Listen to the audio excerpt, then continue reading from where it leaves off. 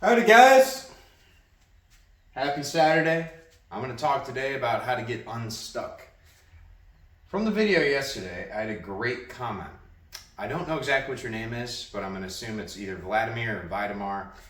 But he made a good point that if you build up these castles in the sky of your perfect reality, and you don't actually excavate a foundation for yourself to build those castles upon, there's no point to it.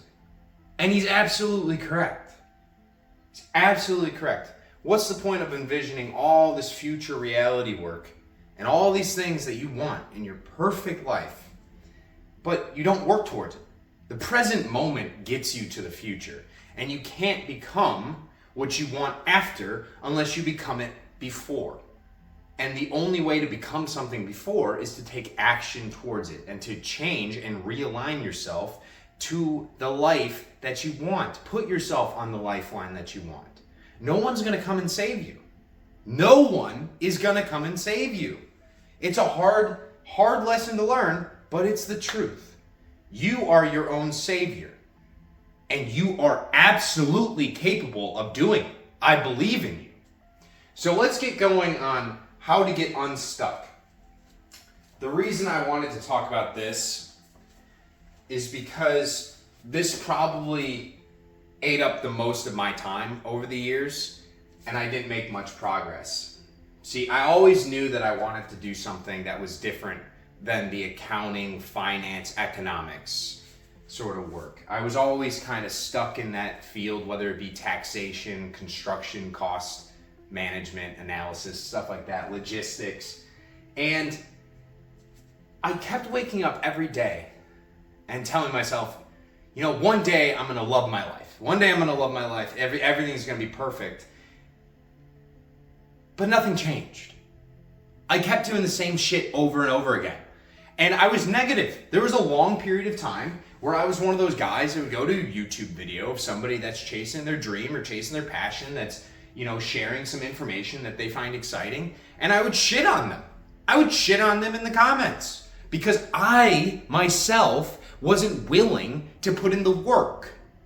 And so I would look at what they did, and because I wasn't willing to do it, and I wasn't willing to receive all the harsh criticisms and things, I just went after them. It was projection on my part. So let's get back to the main topic, because this is honestly just about you. This has nothing to do with meditation, shadow work, anything in the future. This is rewriting current habits every day to be better than who you were, and to also accept your current reality while still working towards your perfect reality. Like Vlad said in his comment, you have to stay present about your current reality. You can't just write it off and say, I'm going to live in La La Land and just things are going to magically happen for me. That's not how it really works. You have to work for it. So, step number one, and a lot of this is going to relate back to journaling, so please, after you watch this, just get a piece of paper out or go to the store, buy a journal. It's like $5, okay? And I want you to do this, where you take the time to take inventory of your interests and dislikes. I want you to write down a daily little list, I'd say, every single day. Write down the things that you like doing, that you do every day. Write down things you dislike doing, that you have to do every single day. Become conscious of what you're doing with your time. You can't change your reality until you become conscious of it. So therefore, this is the first step. You must understand where you are. And if your perfect reality has different likes than what you're currently doing, then you know where to start. And we're going to get into that. Psychology of working. For me, this was probably the most difficult pill to swallow. And what I want to say about the psychology of working is, let's say you have a 9-to-5 right now and you absolutely hate it because it's not what you want to do. It's not going to be beneficial for you to put all that negative energy into the job. You're just going to attract more things into your life that are negative. You need to change your mindset towards that job and say, well, I'm working this 9-to-5 so I can make money to live. Okay? Pay the bills, pay the rent, whatever you got to do so you can go out and have fun, blah, blah, blah. Doesn't matter. Whatever you want to do with your life. But that's what it's for. It gives you some freedom. You're not free from the 9 to 5 yet, but it gives you the freedom that in your free time, you can chase your passion. And so this is relating back to the likes and the dislikes. Use your 9 to 5 to create free time. Use your free time to go after your passion. And then as you go after your passion and you understand your dislikes, start removing these dislikes or things that are not going to be in alignment with your passion and replace them. Start working towards your passion instead of the bad habits. All while making an income from your 9 to 5 until your passion is being worked on so much and so well, and you're giving it so much prana, all that life energy, that you start making money. And then you can leave your 9 to 5, all right? But stay for right now and enjoy yourself. Try to enjoy yourself. I know it's fucking miserable, man. I was miserable for years. I hated doing taxes, but you know what? At the end of the day, I made pretty good money, and it allowed me to chase some of my other passions in life. Did I know what I wanted to do back then? Fuck no. But you know what? It's nice to have a roof over your head and be able to pay for some things while you're trying to figure it out. No one has all the answers, and we all find them at different points in our lives. So just stay positive, stay cooking, and you got this. Now, step 3, this is like not really advice. It's just action, action, action. And it kind of comes with a book recommendation. I didn't write the book name, but Atomic Habits. The whole book talks about the 1% compounding effect and how over time, I'm going to have to set this Celsius now, you can have your life in such a way, let's say this is old, this is now. If you start changing your habits and you get 1% better every day, you're not really going to notice it. It's going to be like a straight little line, line, line, line, line, line, line. You see how it's starting to tick up a little bit, and then out of nowhere, compound. Straight up. Guess how it works the other way? It's the reciprocal. It's the exact same thing. It's pretty much flat. You don't notice it. Notice it, notice it, notice it. Ah! Then you're in hell. Okay? Let's say this is heaven, this is hell. You don't notice what you're doing to yourself until you fall off the face of the cliff. And this is one of the saddest things in life, because a lot of bad habits that we do have throughout our life, you don't have immediate repercussions for them. You don't have immediate consequences. You can kind of put them off for a while. If you eat McDonald's every day, you're not going to get fat and overweight and die of heart disease right away. But if you do it consistently for long enough, you're going to wake up 45 years old, and then you're probably going to be like 300 pounds. And you're going to be like, what happened? I was like, well, it's the compound effect. Okay? You can't eat all that food like that and not exercise and do all these things for that long and expect to wake up looking like Tom Cruise. You can't. I've tried. No matter what you do, you can't wake up and look like Tom Cruise. So fucking weird. And then I wanted to add a little quote in here. So if you do the same thing you've always done, you'll get the same results you always have. I've probably heard this 1,000 times. I have no idea who wrote it.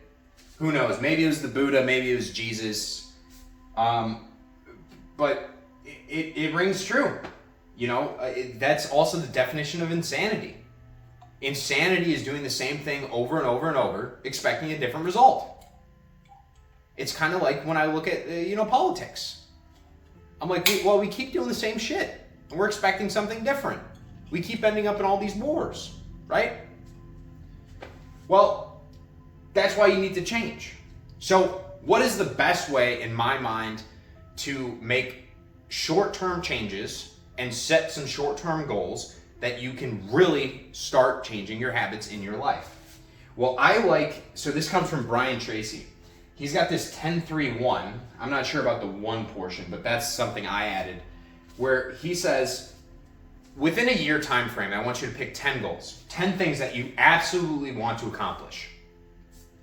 And then write them on one page. And then on the next page, flip it. Pick the 3 of those that you absolutely find to be the most important, the top 3 out of those 10. And you're gonna write those down on the next page. You flip it again. And if there was one of these that you are guaranteed, absolutely guaranteed to achieve, which one would it be? And write that down. Now, this might just seem like a stupid bullshit exercise, but the truth of the matter is, you just wrote down 10 goals that you probably kind of would think about every now and then, but you'd never really sit down and write them out.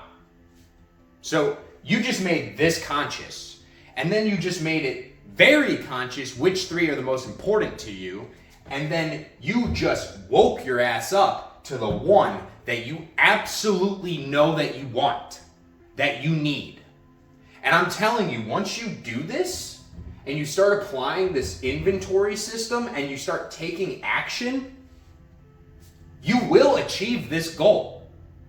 Because now you're conscious of it. Now you're focusing on it. And it's only one thing. If you focus super diligently and hard and take action towards this one thing, I promise you're gonna end up here.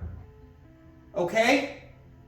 But if you don't do this, you might still be able to end up here, but you don't have a roadmap. All of this is a roadmap. I don't know what your passion is. No one knows what your passion is. Only you know. And the best thing you can do for yourself right now is to write it down. Write it down. Who do you want to be? Who are you in your own perfect reality? How would you be the king? If you could create everything you envisioned, how would you do it? Write it down. Start working towards it. Figure out the things you don't like, get rid of them. Those things you don't like are going to take you down here. Every time you replace a dislike with a like and you work towards this focus, you are guaranteeing yourself here, down the road. I fucking promise you. I guarantee you. I'm going to be here every step of the way. So please, please, please, guys, this will take 5 minutes. And if you don't want to do this, I don't care. It's fine. Whatever resonates with you, take. If it doesn't resonate, leave it. But seriously, this helped me so much, so give it a shot, and I promise you, you'll wake up feeling much more relieved for the days to come, okay? Because it is stressful. It's very stressful being stuck, feeling lost, not knowing what the future holds. You know, you have to be clear about the castle you want to build, but you also have to be conscious of the current reality that you live. Start excavating the hole today, guys. Start building the foundation by changing your likes and dislikes. Start repurposing your life and how it's set up to build your future kingdom. Love you guys. Be good. It's beautiful outside. Try not to get killed by the cicadas.